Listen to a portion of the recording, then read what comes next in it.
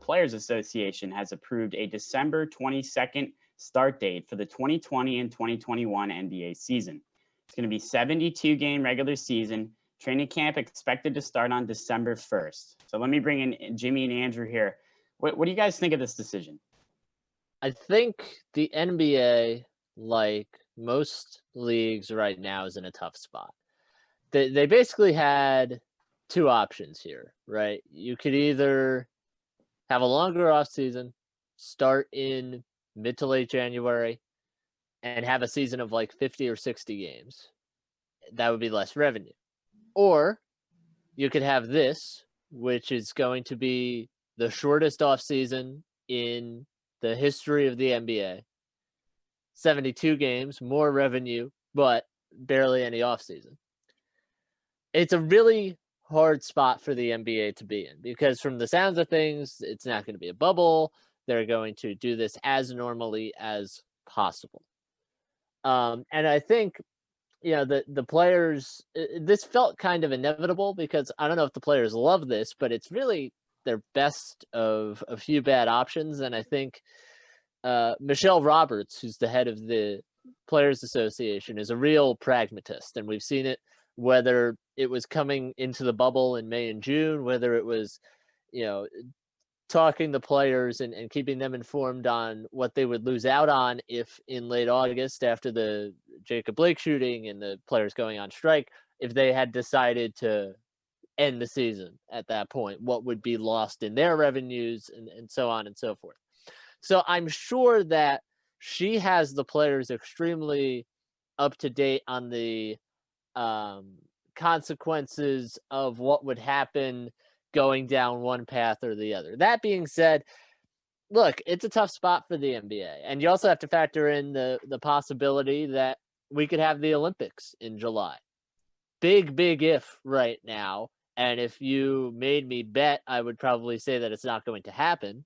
But, you have to factor that in as well. So I think a really hard spot for the NBA to be in right now. And more than anything else, I think they're just trying to make the best of for sports and really a bad situation for everybody. Yeah, guys, I think at the end of the day, what we know to be true in sports is that money makes the world go round. And when Adam Silver says that starting a season on December 22nd and having Christmas Day games on television is worth about 500 million to $1 billion, nobody can say anything to that. Nobody's going to say boo to that and say, no, we have to start later. Guys like LeBron James, who was on Instagram, and there was a stat that SportsCenter had showed up. I think there's only going to be 72 days from the last game of the finals where the Lakers clinched it to December 22nd. And he had the emoji of somebody with their hand on their face, kind of showing disapproval. But again, even if LeBron James doesn't like it, he's going to report. He's going to show up. Maybe he load manages for the first month. Maybe he doesn't. But again, when the money is like that, that's the amount of money that they stand to lose in the short and long term. There's not really much you can say. And guys, I think you'd agree, a majority of these teams have had a few months off already, not to mention those months off when the pandemic, when everything shut down back in March after Rudy Gobert tested positive. So again, I think a majority of the teams have had their rest. They're ready to go. And I think the only teams that have a problem with it might be the Final Four teams, LA, Miami, Boston, and Denver. Maybe they have a bit of a gripe. But again, the money is like that. And I think, as Jimmy mentioned, it's not going to be in a bubble-style environment.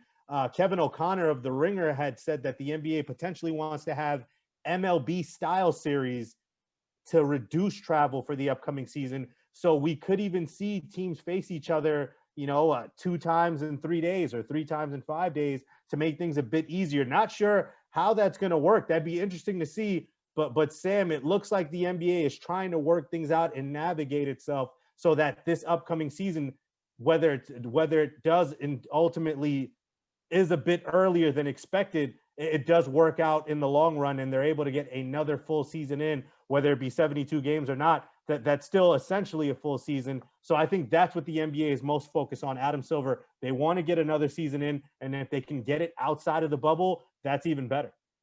Yeah, I agree. It's certainly a tough situation for the league, I would say.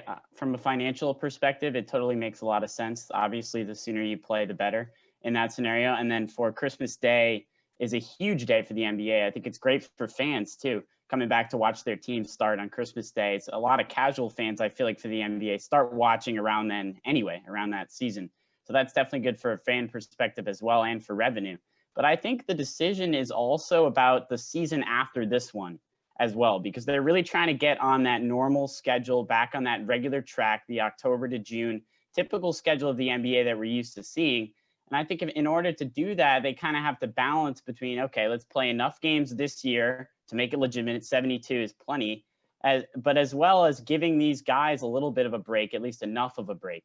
And I think pointing to that, it's very interesting because, like you said, teams like the Lakers and the Heat and teams that were deep into the finals or deep into the playoffs, they're playing off a very short off season. It was already a stressful time in the bubble. They were away from their families, obviously dealing with COVID while still trying to win a championship. So that's certainly a lot to ask. And you compare that with guys, 8 teams that didn't even make the bubble and have been home for a really long period of time. And that's a completely different scenario. I feel like they're dying to get back on the court and they just want to get the season done as soon as possible. So I feel like the league really can't please everyone here. And unfortunately, I think it's going to come down to teams like the Lakers and the Heat, the Celtics, even the Nuggets.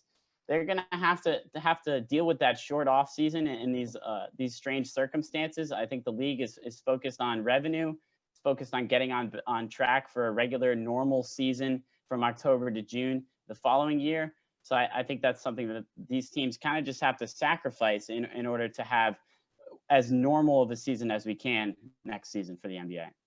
Yeah, and I think we also have to remember the I hate to say wild card with something so serious, but COVID is raging in America right now at a level that we have not seen since the pandemic started.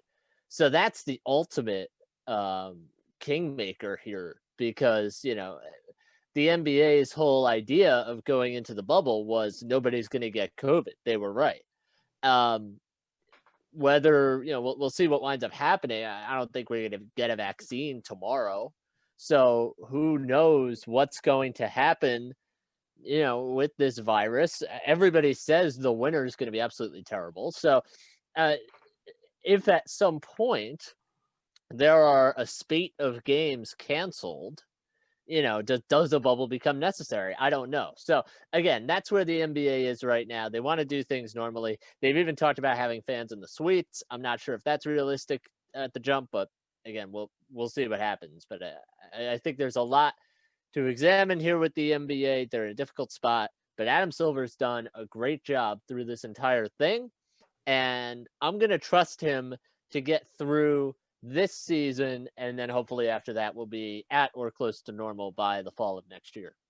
Yeah, and I would also add that Adam Silver has seen Major League Baseball and seen the National Football League navigate themselves and go through some spreaders and some teams having outbreaks in COVID. So I think when you see that template and you see what other leagues have done, I think it can help him and only benefit him to make sure, all right, how can we shore up and have, limited capacity, have teams travel and not have any sort of outbreaks that we saw in the regular season in Major League Baseball, or that we're seeing now in the National Football League, where it seems like each and every week we're getting multiple positive cases, but yet there's still games being played. So the fact that the NFL and Major League Baseball is still able to get through it, I think that bodes well for the NBA in trying to get another season in so that they can start their next season, the 2021-2022 season, on schedule next October.